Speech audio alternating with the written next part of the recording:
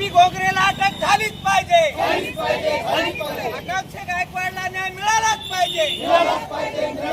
जिल्हाधिकारी कार्यालयासमोर साखळी उपोषण करण्यात येत आहे. काय मागण्याचं?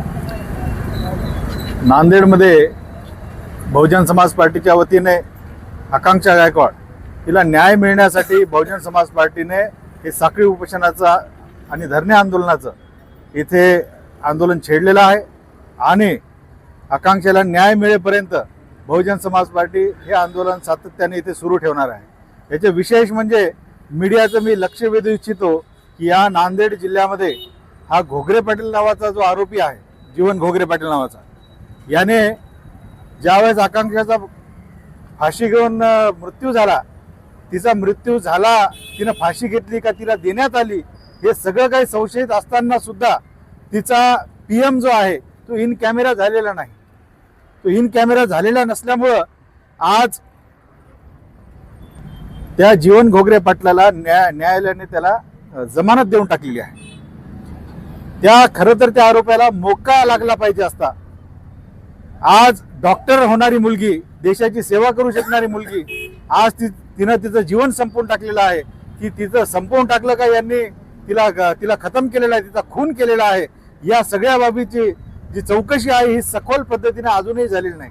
एवढंच नाही तर तिच्या परिवाराला सुद्धा आणखीन कुठल्याही प्रकारची अर्थसहाय्य असू द्या किंवा तिच्या घरामध्ये एक शासकीय नोकरी असू द्या, याची सुद्धा अजूनही या इथल्या शासन प्रशासनानं कुठलीही दखल घेतली नाही. गेल्या 48 तासामध्ये या नांदेडमध्ये किमान 5 मर्डर झालेत, 5 खून झालेले आहेत, 6 खून झालेले आहेत. या 5 ते 6 खून मध्ये आता हे महाराष्ट्र आहे का बिहार आहे हे समजायला इथं मार्ग नाही. आता या नांदेड जिल्ह्यामध्ये IAS आहेत, IPS आहेत, इथे IG बसतो, इथे SP बसतो. या ठिकाणी तुमच्या SP ऑफिसच्या काही अंतरावर हे 5-5 मर्डर झालेत. पोलीस स्टेशनच्या हद्दीमध्ये 5-5 मर्डर झालेले आहेत, 6-6 मर्डर झालेले आहेत.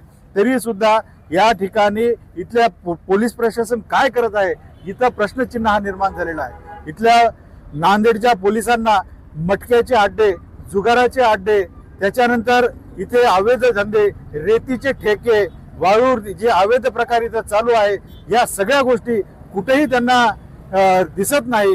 चांगला एखादा माणूस जर पोलीस स्टेशनला तक्रार घेऊन जातो तर त्याची अतोनात त्याची लूट करण्यात येते, त्याला हॅरेसमेंट करण्यात येते. अशा प्रकारचं नांदेडचं पोलीस प्रशासन हे इथं झालेलं आहे. इथे नांदेडमध्ये तात्काळ या सगळ्या इथे जी गुंडगर्दी जी वाढलेली आहे, इथले जुगाराचे अड्डे असू